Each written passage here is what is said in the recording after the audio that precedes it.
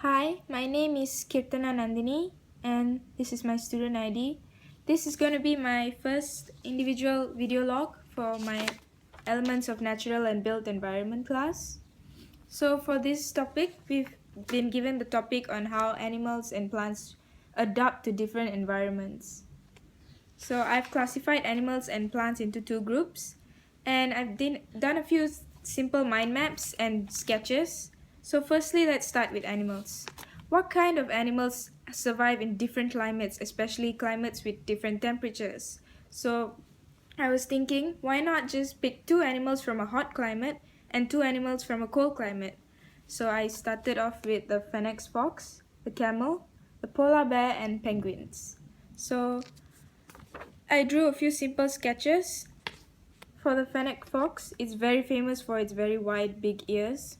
And the big ears is to regulate heat loss better so that its inner temperature of the body and the external temperature of the body, which is exposed to the desert environment, will be balanced and it can survive longer in the hot climate.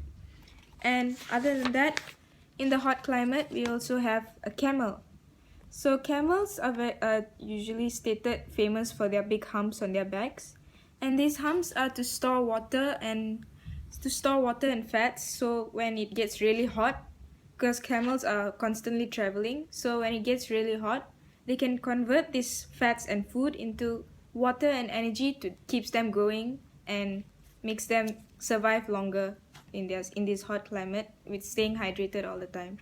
And they also have very long thick eyelashes, and this is to stop sand from the desert from entering their eyes, and also like a safety characteristics so that if they spot any predators they can escape easily without getting blinded and trapped.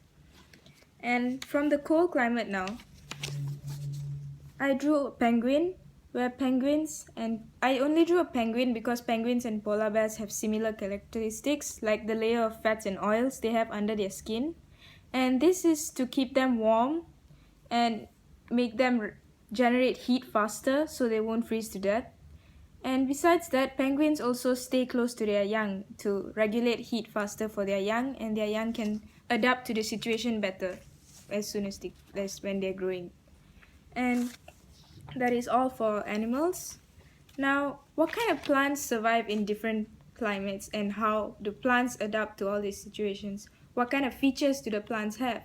So I made another simple mind map, and I've spotted out the cactus and the English ivy. And this is a sketch of mine on the English ivy. This is a creeping plant, as in it creeps onto taller plants to obtain sunlight. It creeps to the very top. Like if it was a rainforest ecosystem, it would be at the very top of the level of plants because it creeps from the bottom, goes to the top to obtain sunlight. And how does it do that, you may ask? Because it has these tendrils. This is for it to grip on easier and it doesn't fall off. And that way it can creep faster because these plants are very they are very fast in growing, so this helps them get to the top faster and adapt to this situation better. And other than that, we have cacti. Cactuses are formed in desert areas, and I tried to make it look clearer here.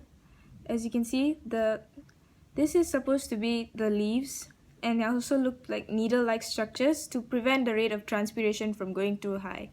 And the roots are to search for a water source faster than usual, while the thick stems is to store water longer for them to survive in the hot climate longer, which is why cactus is actually one of the most longest surviving plants ever. So I hope you've understand my topic. Thank you for watching.